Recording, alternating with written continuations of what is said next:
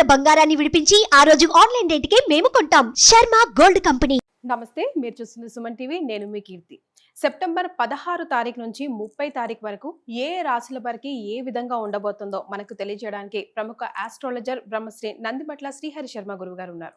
నమస్తే గురుగారు. వాగర్థావివ సంపృక్తౌ వాగర్థ ప్రతిపత్తయే జగదః పితరౌ వందే పార్వతీ పరమేశ్వరౌ. ఆదిత్యాయ చ సోమాయ మంగళాయ బుధాయ చ గురు శుక్ర శనిభ్యశ్చ రాహవే కేతవే నమః. శృంగేరి జగద్గురు పీఠాధిపతులకి, కంచి పీఠాధిపతులకి నమస్కారములు తెలియజేసుకుంటూ కార్యక్రమాన్ని ప్రారంభిద్దాం. గురుగారు, ఈ రోజు తులారాశి వారికి సెప్టెంబర్ 16 నుంచి 30 తారీఖు వరకు ఎలాంటి ఫలితాలు ఇవ్వబోతుందో తెలియజేయండి. సెప్టెంబర్ 16వ తారీఖు నుంచి 30 తారీఖు వరకు తులారాశి వారికి ఏ విధంగా ఉండబోతుందో తెలుసుకునే ముందు గ్రహ సంచారం తెలుసుకుందాం.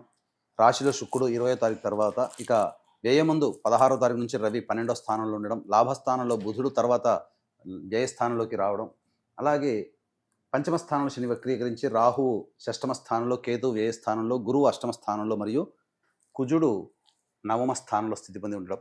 ఈ కారణం చేత తులారాశి వారికి ప్రధానంగా రవిగ్రహ మార్పు కొన్ని ఇబ్బందులను తీసుకొని వస్తుంది. ఏమా ఇబ్బందులు అంటే, ప్రధానంగా ఉద్యోగ భద్రత అనేటువంటిది ఉండదు. ఉద్యోగంలో అధికారుల యొక్క ఆగ్రహానికి గురయ్యేటువంటి అవకాశాలు ఉంటాయి. తోటి ఉద్యోగస్తులు సహాయ సహకారాలు లేకపోవడము, మీ పనిలో మీకు ఒత్తిడి పెరగడము, తద్వారా మీరు సమస్యల్ని ఎదుర్కొనే అవకాశం ఉంటుంది. అకారణముగా నిందలు పడాల్సినటువంటి పరిస్థితి ఉద్యోగ సంఘంలో ఉంటుంది. ఇక అన్నిటికంటే బదిలీలు ఏర్పడే అవకాశాలు కూడా గోచరమవుతున్నాయి. కాబట్టి ప్రధానంగా ప్రభుత్వ రంగంలో బదిలీలకి ఎదురు చూసేటువంటి వ్యక్తులకి ఇది ఒక వరంగా మారవచ్చు. కాబట్టి యోగదాయకమైనటువంటి పరిస్థితి రవి మార్పు వల్ల. అయితే ఒకే చోట ఎక్కువ కాలం పనిచేయాలనుకునేటువంటి వాళ్ళకి మాత్రం ఇది కాస్త ఇబ్బందికర పరిస్థితి అని చెప్పవచ్చు. ఇక ముఖ్యంగా వ్యాపార రంగంలో ఉన్నటువంటి వారు కాస్త నిర్ణయాలు తీసుకోకపోవడమే చాలా మంచిదనే విషయాన్ని గమనించుకోవాలి. కాలం అనుకూలం సరిగ్గా లేనప్పుడు మనం చేసేటువంటి ప్రయత్నాలు ఫలించవు. కాబట్టి మనకు కోరిక ఉంటుంది, ఆశలు ఉంటాయి, ఆశయాలు ఉంటాయి, చేయాలనే ఉత్సాహం ఉంటుంది. కానీ ఎటువంటి ప్రయత్నాలు గ్రహ అనుకూలంగా లేనప్పుడు మనం చేయకుండా ఉండడమే మేలనేటువంటి విషయాన్ని గమనించుకోవాలి. ఇక ముఖ్యంగా రియల్ ఎస్టేట్ రంగంలో ఉన్నటువంటి వారికి నూతన ప్రాజెక్టుల యొక్క అవకాశాలు వస్తాయి. కానీ ఆ ప్రాజెక్టులు రూపకల్పనలో భాగంగా మీరు ఇన్వెస్ట్మెంట్స్ కనుక చేసుకునేటట్టయితే అవి కొంత మీకు ఇబ్బందికర పరిస్థితులు మారేటువంటి అవకాశాలు గోచరమవుతున్నాయి. కాబట్టి జాగ్రత్తలు పాటించండి. ఇక అన్నిటికంటే ప్రధానముగా ఈ యొక్క కుటుంబ సమస్యల నుంచి మీరు బయటపడతారని చెప్పొచ్చు. 20వ తారీఖు తర్వాత మీకున్నటువంటి కుటుంబ కలహాలన్నీ కూడాను తగ్గుముఖం పడతాయి. నూతన వ్యక్తుల యొక్క పరిచయ ప్రభావం మీకు జీవితంలో ఆనందాన్ని కలగజేస్తుందని చెప్పవచ్చు.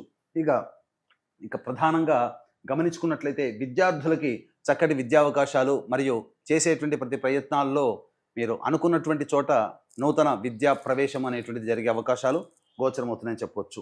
ఇక ఏతావాత మనిషికి ఏ విధంగానైనప్పటికీ కూడాను సమస్యలు అనేటువంటివి 100లో 75% సమస్యలు ధనపరంగా వస్తాయి, 75% సమస్యలు ధనంతో తీరుతాయి. కాబట్టి ఏ రోజుల్లో ధన రాబడి అధికంగా ఉంటుంది, అలాగే ఎప్పుడు ఖర్చులు అధికంగా ఉంటాయి అనేటువంటి విషయాల గురించి మనం క్లుప్తంగా తెలియజేసుకుందాం. 16, 17వ తారీఖులో కనుక చూసుకున్నట్లయితే ప్రధానంగా మనస్సు వికలంగా ఉంటుంది. ఏ పని చేయాలన్నప్పటికీ కూడాను లగ్నము చేయలేకపోతారు. అనగా కన్ఫ్యూజన్ స్టేటస్లో అనేటువంటివి ఉంటాయి. ముఖ్యంగా ఆరోగ్యం పట్ల కూడా శ్రద్ధ వహించాల్సినటువంటి పరిస్థితి, బద్ధకం పెరుగుతుంది. ఇవన్నీ జాగ్రత్తలు మీరు ఈ 16, 17 తారీఖులో కనుక తీసుకున్నట్లయితే కొంతవరకు మీరు అనుకున్నటువంటిది మీరు పనులు పూర్తి చేసుకోవడానికి సుగమం అవుతుందని చెప్పవచ్చు. ఇక 18, 19, 20, 21, 22 ఈ 5 రోజుల పాటు ఆనందదాయకమైనటువంటి పరిస్థితి మీకు గోచరమవుతుంది. ముఖ్యంగా ఈ 18, 19వ తారీఖుల్లో రాని బాకీలు వసూలు అవడము, అవసరానికి మించినటువంటి ఖర్చులు ఏవైనా ఉన్నా ఆ ఖర్చులకి సరిపడా మీకు డబ్బు సమకూరడము, ఇవన్నీ జరుగుతాయి. ఇక 20, 21, 22 తారీఖుల్లో మీ జీవిత భాగస్వామి లేదా వ్యాపార భాగస్వామి తీసుకున్న నిర్ణయం వల్ల మీకు ప్రగతి కనిపిస్తుంది. అలాగే ప్రధానంగా వివాహానికి సంబంధించి చేయ ప్రయత్నాల్లో ఉన్నటువంటి వారికి అనుకూలమైనటువంటి పరిస్థితులు, వివాహ నిశ్చయాలు జరిగేటువంటి అవకాశాలు గోచరమవుతున్నాయని చెప్పవచ్చు. ఇక 23, 24వ తారీఖుల్లో కనుక చూసుకున్నట్లయితే తులారాశి వారికి ప్రధానంగా ఎసిడిటీ, ఇండైజెషన్ ప్రాబ్లమ్స్ పెరిగేటువంటి అవకాశాలు ఆరోగ్యపరంగా తీసుకోవాలి. అలాగే ఖర్చులు కూడా అధికంగా ఉండబోతున్నాయి ఈ యొక్క తులారాశి వారికి. అలాగే ఏ పని చేయాలన్నప్పటికీ కూడాను మానసికమైనటువంటి ప్రశాంతత లోపిస్తుంది. ముఖ్యంగా ఇది మీరు గమనించుకోవాలి. ఇక 29, 30 ఈ యొక్క సంబంధించినటువంటి దాన్ని చూసుకున్నట్లయితే ప్రధానంగా 25, 26 తారీఖులో కనుక గమనించుకున్నట్లయితే మీలో మార్పు కొంత ప్రస్ఫుటంగా ఉంటుంది. ఎక్కడ తగ్గాలో ఎక్కడ పెరగాలో అనేటువంటిది విచక్షణ లేకపోవడం వల్ల ప్రతి చోట ఆధిపత్య ధోరణి ప్రదర్శించే స్వభావం మీకు ఈ 25, 26 తారీఖులో ఏర్పడుతుంది. అంటే మొండితనము, మూర్ఖత్వంగా ఆలోచించడం కలుగుతుంది. తద్వారా కుటుంబ సభ్యుల మధ్య ఉన్నటువంటి ప్రేమని కోల్పోతారు. అలాగే సంఘంలో మీకున్నటువంటి పేరు కొంత తగ్గుముఖం పడుతుంది. కాబట్టి ఈ 25, 26 తారీఖుల్లో అతి ఆత్మవిశ్వాసంతో కానీ లేదా ఎదుటి వారిని చులకనతో భావంతో మాట్లాడడం కానీ చేయకుండా ఉండడమే మేలని మీరు గమనించుకోవాలి. ఇక 27, 28 తారీఖుల్లో ప్రధానంగా ఉద్యోగార్థులకి మంచి ఉద్యోగ అవకాశాలు లభించే అవకాశాలు గోచరమవుతున్నాయి. అలాగే మీ పేరు ప్రతిష్టలు పెరిగేటువంటి అవకాశాలు ఉంటాయి.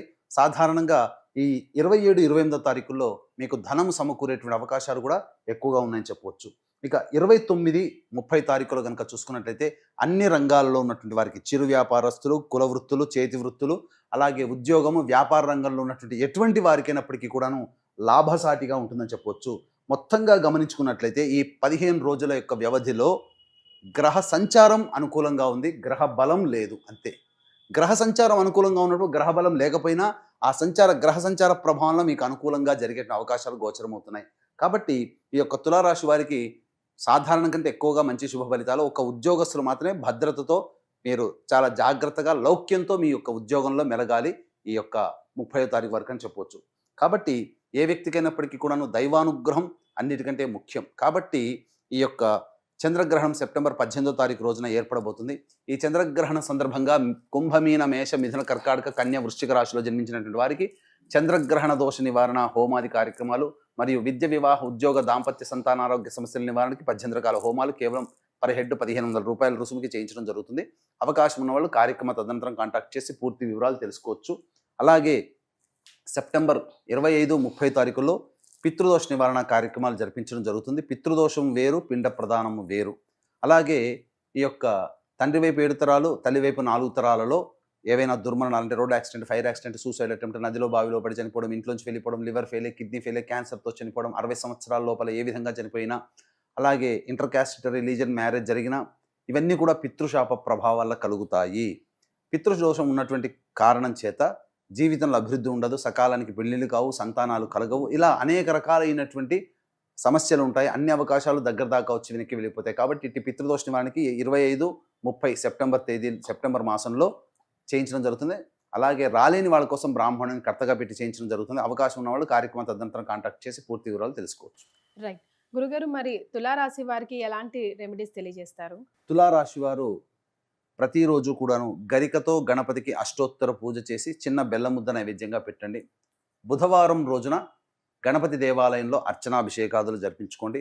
సర్వ సమస్యలు తీరిపోతాయని చెప్పవచ్చు. అలాగే ఇవి మనం చెప్పుకునేటువంటి ఫలితాలు గోచార రీత్యా మీ యొక్క జన్మ రాశిని అనుసరించి జన్మించినటువంటి సమయాన్ని బట్టి జన్మ కుండలి ఉంటుంది.